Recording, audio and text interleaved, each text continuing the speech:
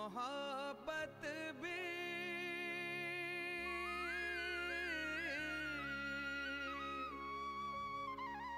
हर एक की खिदमत भी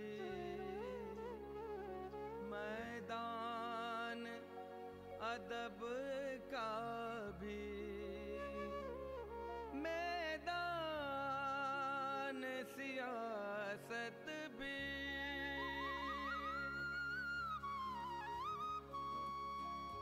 है मश्क सुखन जारी जाकी की मशक्कत भी एक तुरफा तमाशा है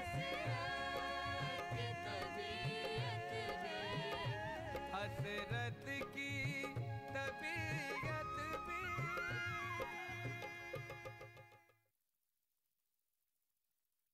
नाजरीन आदाब। ख्वातीन व हज़रात, पिछले एपिसोड के आखिर में जिक्र ये चल रहा था कि मियां फजलुल हसन बज़िद हो गए कि वो मिडिल का इम्तिहान उर्दू मीडियम से भी देंगे और हिंदी मीडियम से भी। उधर फजल के वालिदैन परेशान कि एक जान दो दो इम्तिहानात, वो भी बोर्ड के।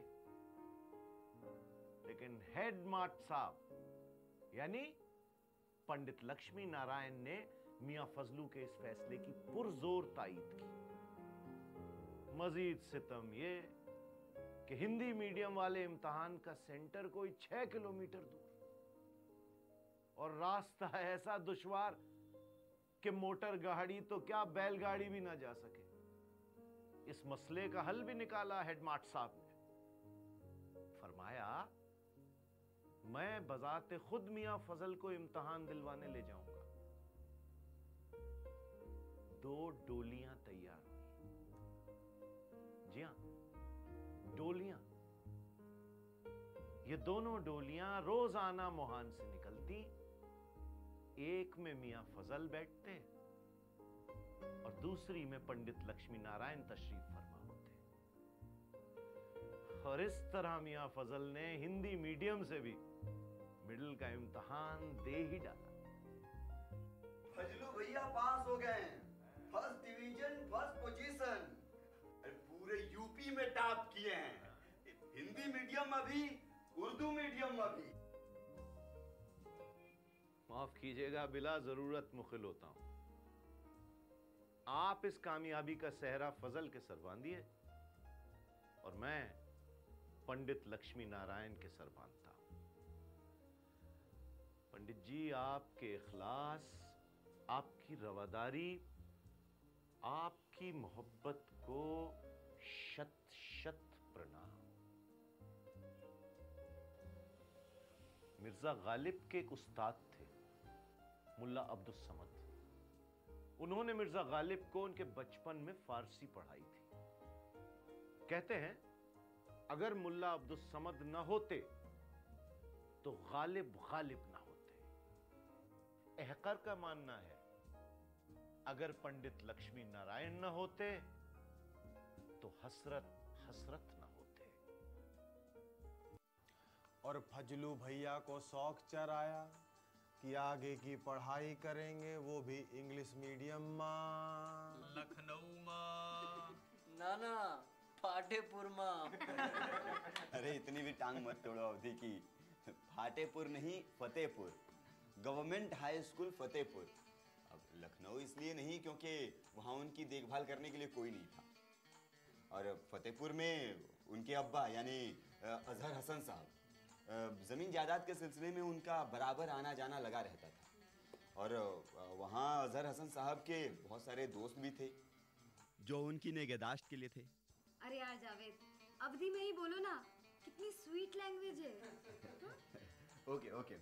फतेहपुर में अजहर साहब के एक दोस्त रहे, शेख शाकिर साहब। एक आध दोस्तों के नाम और बताएं? हाँ, क्यों नहीं? अरे क्यों नहीं, काहे नहीं। हाँ, तो मौलाना मोहम्मद अमीर खान जो फारसी के उस्ताद थे, और मौलाना जहरुल इस्लाम जो अरबी के उस्ताद थे। मतलब ई कि फजलू भैया का दाखिला कक्षा 9 में गारमेंट हाई स्कूल फतेहपुर में हुई गवा।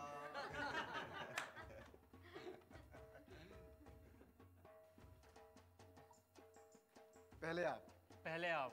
पहले आप कहाँ के रहने वाले हैं? मौजा कौड़ा का, शहर फतेहपुर से बहुत ही करीब। और आप? मैं खास फतेहपुर में रहता हूँ, जिस मकान में आप रहते हैं उसके बिल्कुल करीब। और मैं मोहान का हूँ, लखनऊ से बहुत करीब। इसलिए पहले आप दोनों।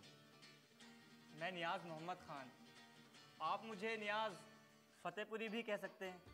मैं सैयद हाशिम, आप मुझे सैयद हाशिम रुसवा भी कह सकते हैं।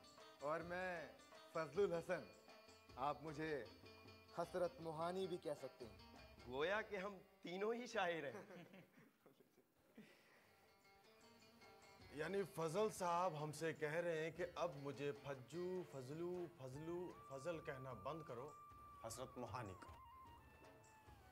बासरो चश्मा। बासरो चश्मा नहीं, बासरो चश्म। हाँ यार, पता है, मैं सिर्फ मजाक कर रही थी। was just kidding। मजाक छोड़ो, ये बताओ नियाज फतेहपुरी को जानते हो? थोड़ा थोड़ा। भाई ये कहना गलत ना होगा कि जो हैसियत हसरत की उर्दू शायरी में है, वही हैसियत नियाज फतेहपुरी की उर्दू प्रोज में। शायर, अफसाना निगार, सहाफ़ी, नक़ाद, मशहूर ज़माना रिसाले निगार के एडिटर। और पद्मश्री भी। पद्मश्री? ये तो हमें भी नहीं मालूम था। आपको कैसे पता चला? विकिपीडिया से। यार वैसे सोचने वाली बात है, उस वक्त उन लोगों ने सोचा भी नहीं होगा कि आने वाले समय में हम इतनी मशहूर हस्तियां बनेंगे। खैर, फतेहपुर का दौर हजरत की ज़िंदगी का सबसे अहम दौर है। वो सब ठीक है कि फतेहपुर में हजरत ने महफिल सुखन कायम की, मतलब लिटरेरी क्लब। समझ लो उन्हें नियाज फतेहपुरी और हाशिम रुसवा का साथ मिला, जिसकी वजह से उनकी शेरी सलाहियत और भी उभरी। पर अगर फतेहपुर में मौलाना ज़हरुल इस्लाम ना होती तो शायर हजरत तो पैदा हो जाता, मगर सियासतदा हजरत नहीं।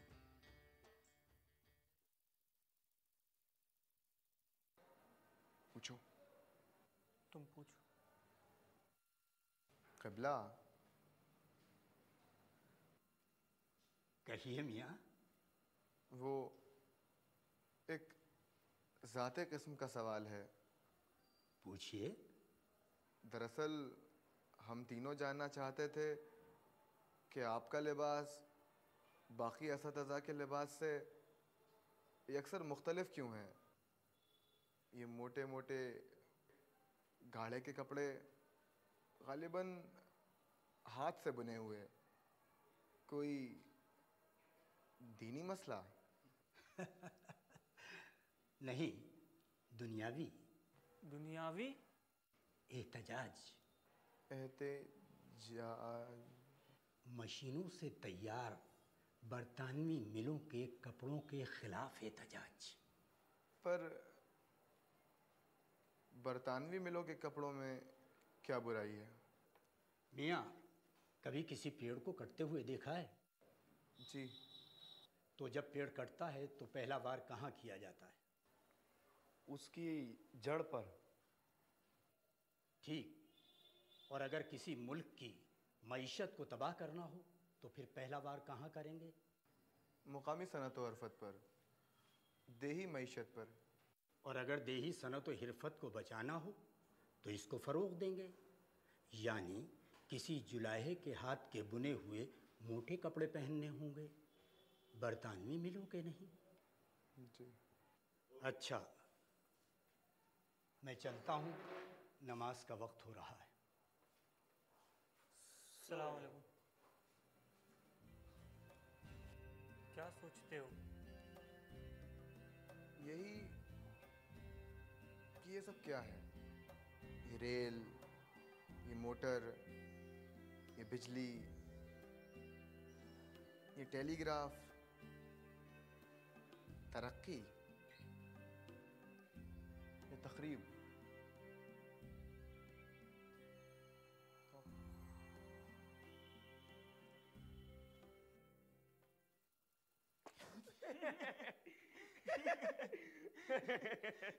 क्या कपड़े चोरी हो गए? क्या गुसल खाने से सीधा स्कूल आ गए? अस्सलाम वालेकुम। वालेकुम सलाम। अम्मा ये क्या हाल बना रखा है?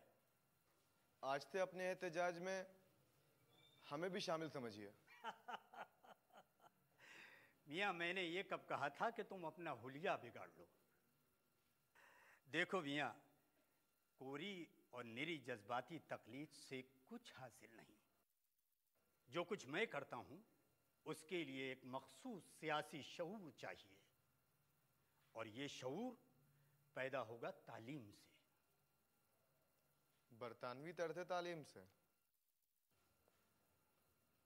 मियाँ तुम तो लाजवाब कर देते हो, फिर भी मेरा जवाब है हाँ।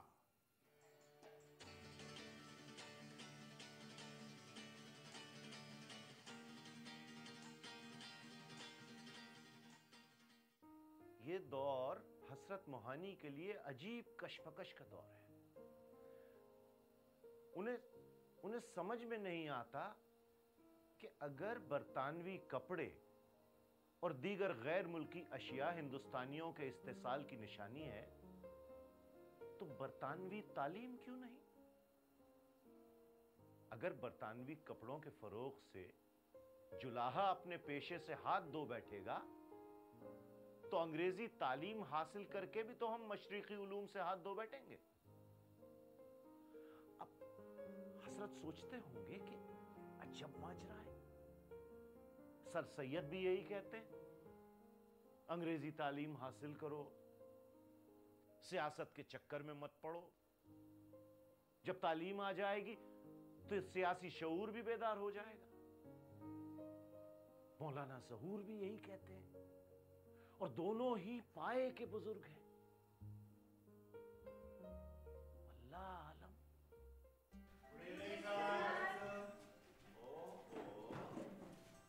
Good evening, good evening.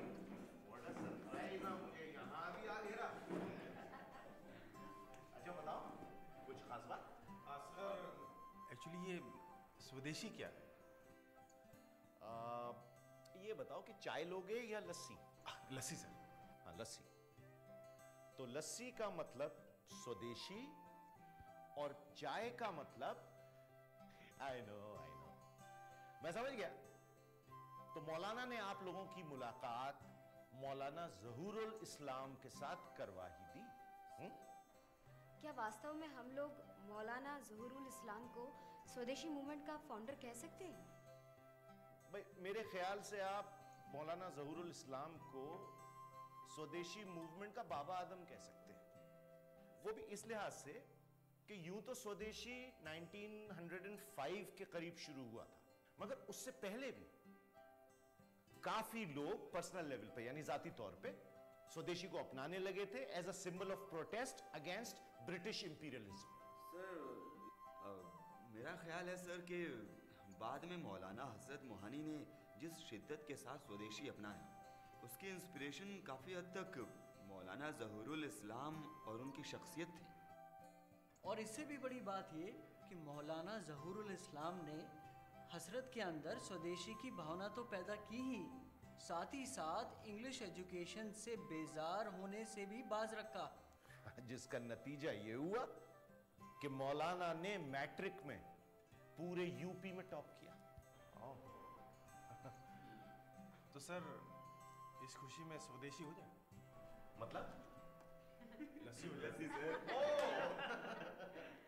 जनाब अजहर हसन साहब सलाम मसनून। उम्मीद है कि मिजाज गिरामी बखैर होंगे। भाई फजलुल हसन के मैट्रिक के इम्तिहान में तमाम सूबे आगरा और अवध में अव्वल आने पर दिली मुबारकबाद कबूल फरमाइए। इस वसी और अरीज सूबे में एक मुसलमान बच्चे का अव्वल आना वालिदैन के लिए ही नहीं बल्कि तमाम मुल्क व मिल्लत के लिए बाइसे इज्जत व इफ्तिखार है। भेजा न होगा अगर मैं अर्ज़ करूं कि मियाँ फजलुल हसन सर सैयद मरहूम के ख्वाबों की ऐन ताबीर हैं। इसलिए इल्तिमास है कि आप मज़ीद तालीम के लिए साहिबजादे का दाखिला अलीगढ़ कॉलेज में करवा दें। मुस्बत जवाब और फजल की अलीगढ़ में आमद का मुंतज़िर और मुतमन्नी अहकर ज़ियाउद्दीन, असिस्टेंट मास्टर रियाजी। हरगिज़ नहीं। क्या कहती हो? इतना उम्दा मौका हाथ आया है? नहीं भैया, बाहर रहकर बहुत पढ़ लिए, अब और नहीं। फतेहपुर की बात और थी, अलीगढ़ को यहाँ है, कोसों दूर है। बहुत हो गई पढ़ाई लिखाई, यहीं रहें, जमींदारी की देखभाल करें। अल्लाह का दिया सब कुछ है यहाँ। ये तुम कह रही हो, तुम जो कि मियाँ की पढ़ाई के हक में हुआ करती थी? हाँ, कल फजलू अलीगढ़ जाएंगे, परसों यूरोप, और नरसों किसी मेम को ब्याह कर यहाँ ले आएंगे और हमारे सर पे बिठा देंगे। ना हम तो बाज आए, मेरी तौबा। अरे अरे अरे, ये ज़मीन जायदाद की बात तुम जो करती हो, ये दिन ब दिन घट रही है, बीघों से बालिश पर आ चुकी हैं। और जहाँ तक तालीम का सवाल है, जितनी हासिल करो इज़्ज़त और सरवत में इजाफा ही करती है। और जो यूरोप से मेम ब्याह लाने की बात थी, वो तुम्हारी खाम ख्याली है। तो फिर फजलू की शादी कर दीजिए और अलीगढ़ भेज दीजिए, ताकि वो अलीगढ़ जाके हिजरो फिराक के सागर खींचे और उनकी दुल्हन यहाँ। तो भी निस्बत ही तय कर दीजिए। फजलू के पाँव में बगैर कोई बेल डाले हम उन्हें अलीगढ़ कॉलेज भेजने से रहे। हाँ, है कोई नजर में?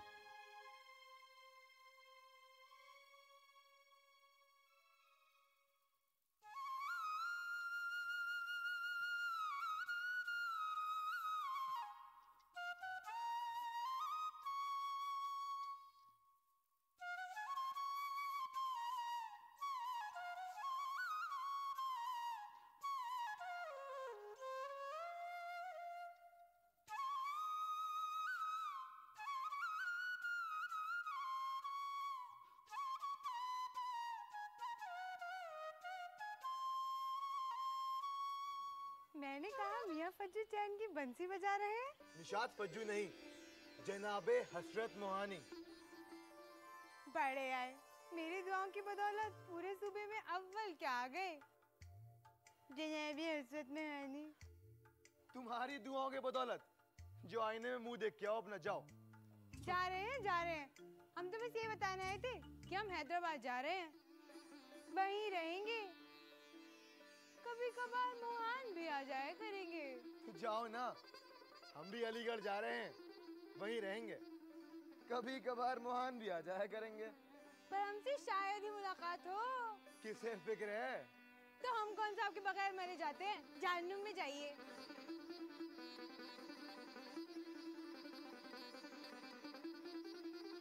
बेकली से मुझे राहत होगी, छेड़ दें आप, इनायत होगी। वस्ल में उनके कदम चूमेंगे,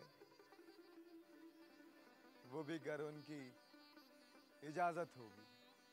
बेकरारी के मजे लूटेंगे, आज फिर दर्द की शिद्दत होगी। एक दिन खोल के जी रो लेंगे, ज़ब्ते गम की जो इजाजत होगी।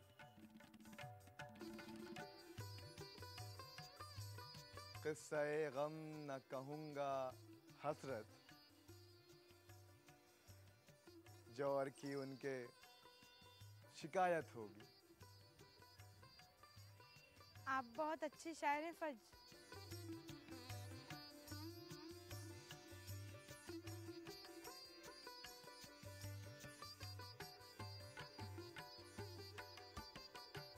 जनाबे हसरत मोहानी।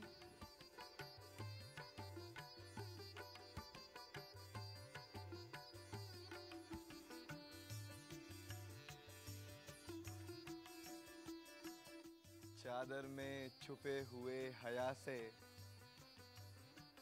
क्या कहिए, वो आए किस अदा से।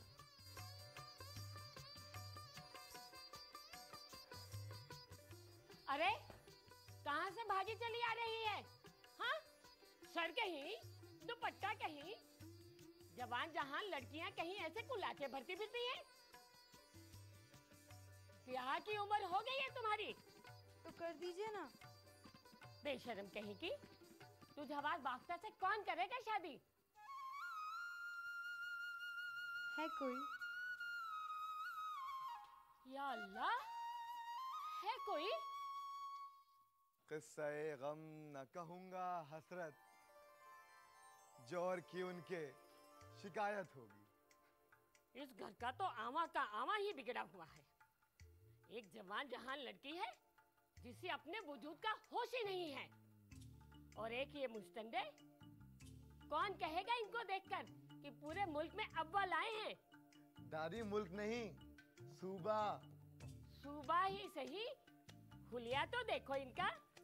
सर पे टोपी, हाथ में बांसुरी, होठों पे गजल। चुप ही रहो, देखकर पता ही नहीं लगता लड़का मुसलमान है या हिंदू। हिंदुस्तानी। बड़ा आया हिंदुस्तानी कहीं का, हरदम ढोली। हाँ, तुम्हारे दादा जब तुम्हारी उम्र के थे तो माशाअल्लाह 3-3 बच्चों के बाप बन गए थे। दादी, दादा की दादी ने उनकी सही वक्त पर शादी करा दी होगी। खुश शक्ल, खुश पोशाक थे तो हो गई शादी। तुम खब्तुल हवास से कौन करेगा शादी? है कोई? लीजिए साहब, सब तय तमाम हो गया। जनाब हसरत मोहानी का अलीगढ़ जाना तय हो गया, उनकी निस्बत तय हो गई निशातुन निसा से। शाकी हूं कि वक्त की तंगी निशात की सीरत और शख्सियत की शान में कसीदा आराई से फिलहाल रोकती है। सो अपनी बात को खत्म करने के लिए जनाब हसरत मोहानी के जोर कलम का सहारा लेता हूं। दिल है गर्क शादमानी, जान सैराब निशात, वस्ल की शब है, बहम है जुमलाए असबाब निशात। हसरतें वक्फ तरब हैं, आरजू महव सुरूर, बख्त ने खोला है रुए शौक पर बाब निशात। चल सकेगा अब न काबू दिल पे रौबे हुस्न का, यार मजबूरे हया है, मैं हूं बेताब निशात। साज व सामान खिर्द, सरमाए होश व हवास, आज ले जाए बहाकर सबको सैलाब निशात। है इसी का नाम हिरमाने अत्मे वस्ले यार, खातिरे महरूम हसरत को नहीं ताब निशात। खुदा आज़ादी की ख्वाहिश भी, तहरीक खिलाफत भी, स्वदेश पे जां कुर्बा, जिंदा की सोबत भी थी। दीन की पाबंदी और कृष्ण से रग़बत भी। बंसी भी बजाते थे, करते थे तिलावत भी। एक तुरफा तमाशा है की तबीयत भी।